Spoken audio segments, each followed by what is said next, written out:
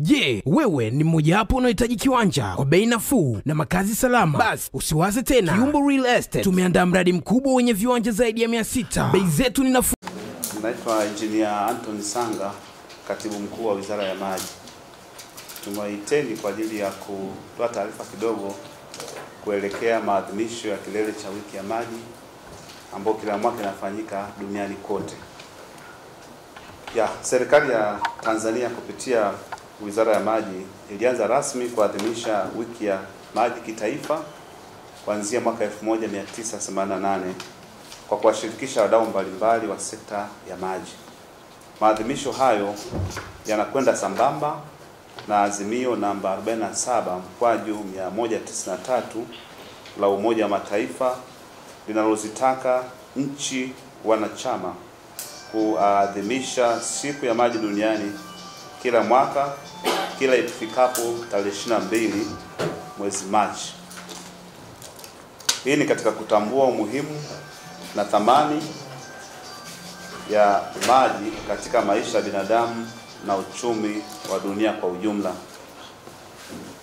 Lengo kuu la maadhimisho ya wiki ya maji nchini ni kuungana na mataifa mengine duniani katika kuadhimisha utekelezaji, mafanikio na changamoto zinazojitokeza katika utekelezaji wa miradi ya maji na kuainisha mikakati ya kuboresha na kuimarisha usimamizi endelevu wa rasilimali za maji pamoja na utoaji wa huduma ya maji na usafi wa mazingira nchini.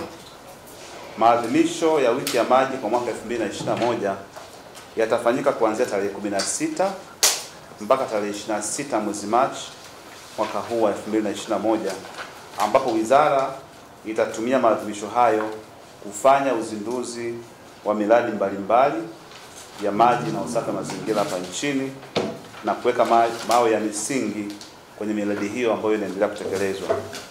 Kauli mbiu ya mwaka huu katika maadhimisho ya kilele cha wiki ya maji ni thamani ya maji kwa uhai na maendeleo.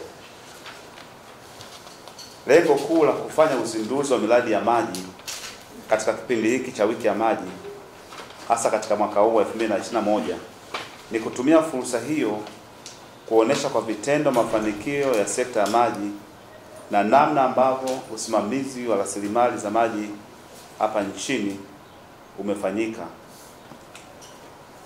Katika kipindi hiki cha wiki ya maji tunatarajia kuzindua na kuweka mawe ya misingi katika miradi 281. Shughuli nyingine zitakazofanyika katika kilele cha wiki ya maji ni pamoja na upandaji wa miti katika vyanzo vya maji, kuhabarisha na kuhamasisha wananchi juu ya utunzaji wa vyanzo vya maji ili kuwa na uhakika wa upatikanaji endelevu wa maji katika sekta zote.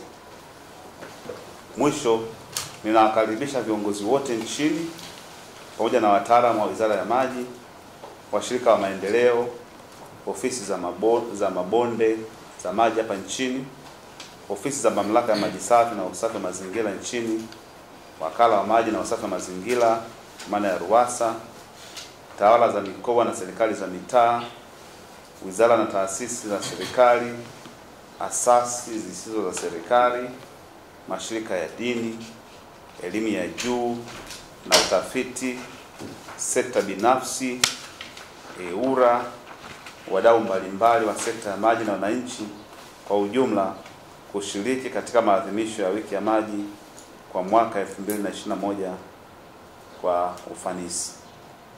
Asante.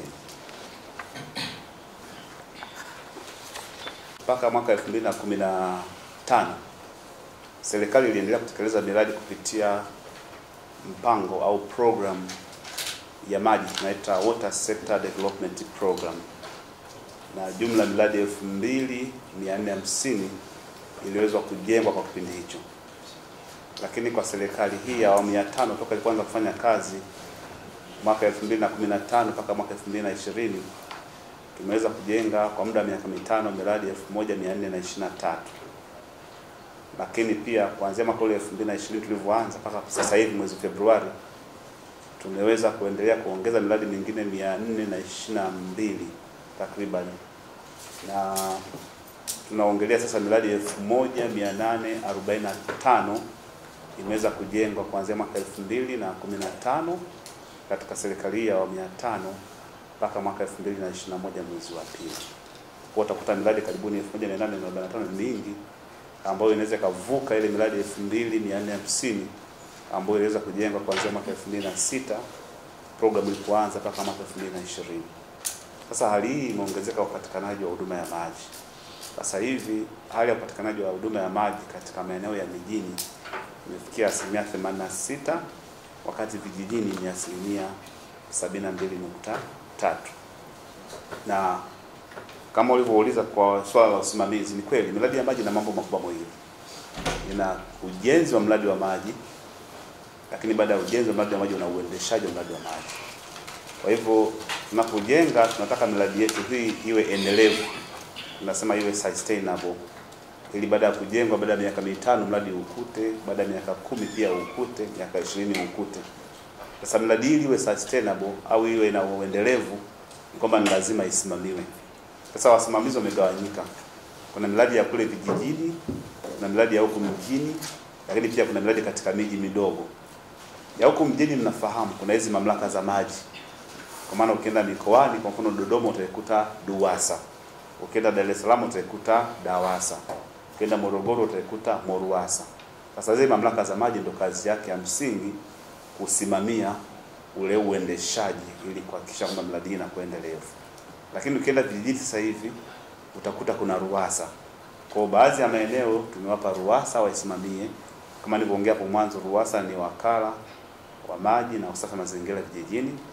Lakini pia vile vile chini ya wakala huu tunaita kamati, tunaita community based water organizations.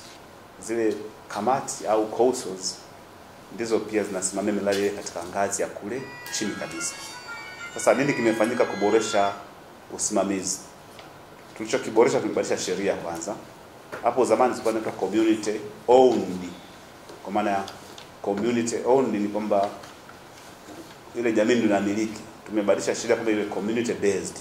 Kwa maana ile jamii ndio shiriki katika kusimamia. Na pia zamani usimamizi wako ulikuwa unasimamiwa tu na mtu maarufu. Anaweza kama mcheza ngoma maarufu wa kijiji akateuliwa kusimamia mradi. Siku hizi katika sheria tumebadilisha kwamba ni lazima wawepo wana ambao wanauelewa wa maji, wale ma technician. Kwa zile councils au za zamani ambao sasa hivi ni CBOs, tumesema ni lazima ziwe na ma technician au wale wataalamu wa maji. Sababu kama ambapo Mheshimiwa Waziri amekuwa akiongea, waziri wetu wa maji, ukijenga kituo cha afya wanapewa madaktari wa kusimamia, ukijenga shule wanapewa walimu. Sasa ulikuwa ukijenga mradi wa maji wanapewa watu tu ambao wakati mwingine unakuta hawana sifa au uelewa. Mtu mcheza ngoma maarufu kijijini anaambia huyu anatufaa kwa mwenyekiti wa nani, kwa sababu anacheza ngoma vizuri. Sasa mwisho wa siku mradi ukiharibika hana uelewa. Kwa hiyo sheria imebadilisha kwamba atakayekuwa anasimamia miradi ya maji katika vile vijiji au katika zile CBOs lazima awe ana uelewa walau wa maji, na tunaanzia na level ya technicians. Okay. Naitwa Sharon Sawa, natokea. Kama nilivyoongea hapo awali kwenye swala la uzinduzi na uwekaji mawe msingi. Kama ambavyo mmekuwa mkishuhudia miaka ya nyuma, tumekuwa kwenye wiki ya maji tunakuwa na labda tafanyika selfani kitaifa. Na tulikuwa tuna mambo mengi, tulikuwa tuna makongamano, tulikuwa tuna kuzindua taarifa mbalimbali. Sasa tukasema hapana, tubadilishe kidogo mfumo. Badala ya kukaa makongamano, kukaa vikao, tunakunywa chai, chakula, mada zinatolewa pale, wananchi kwa na shida ya maji, tukasema hapana. Hebu mwaka huu tusiwe na maadhimisho ya kitaifa kama tunayafanyia wapi. Badala yake tukutane site. Watu wako site. Hata kama nikitoka kwa mfano nielekea Mwanga kwenye mradi huko. Kwa hivyo watu tuwakute kule site. Kwa watendaji wetu wa wizara, wakurugenzi mbalimbali watatawanyika kwenda kukagua miradi huko katika mikoa mbalimbali.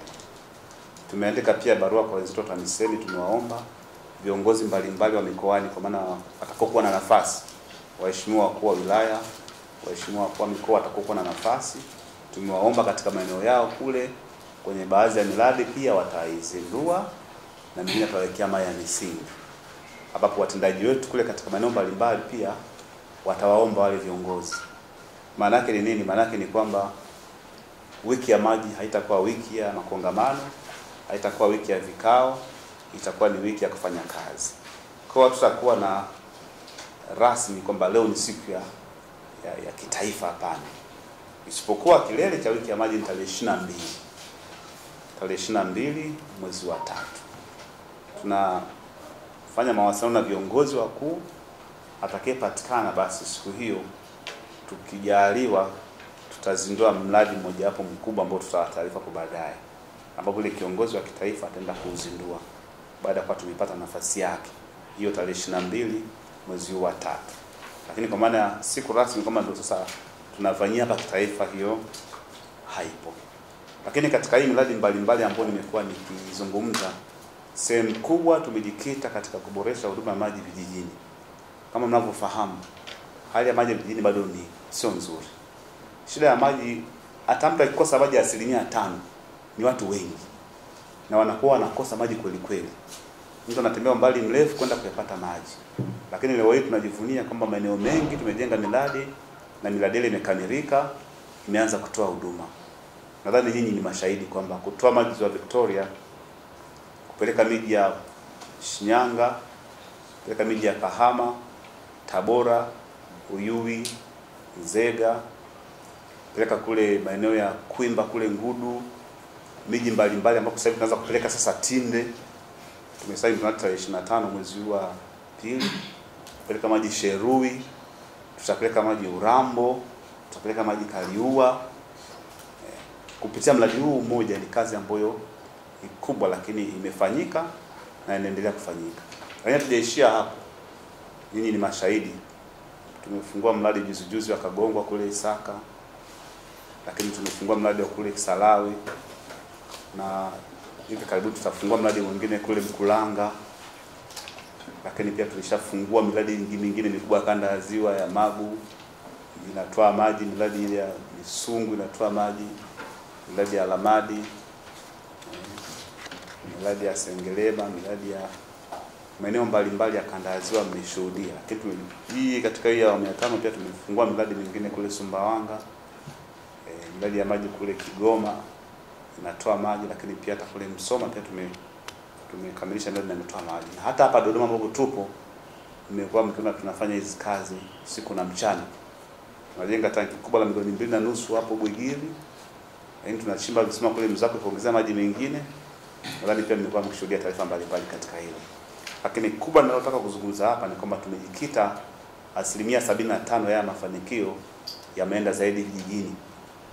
Tulikuwa na 47% tu mwaka 2015 ya utoaji wa maji maeneo ya vijijini. Lakini mpaka kufika mwaka 2021 tunaongelea 72.3. Kwa ni kazi kubwa ambayo imefanyika katika kipindi hiki kifupi. Nilipotaja pale miradi 1423 kutoka 2015 mpaka 2020, miradi 55 tu ndio ilikuwa ya mjini. Miradi iliyobaki yote takriban 367 hivi ilikuwa ni ya vijijini.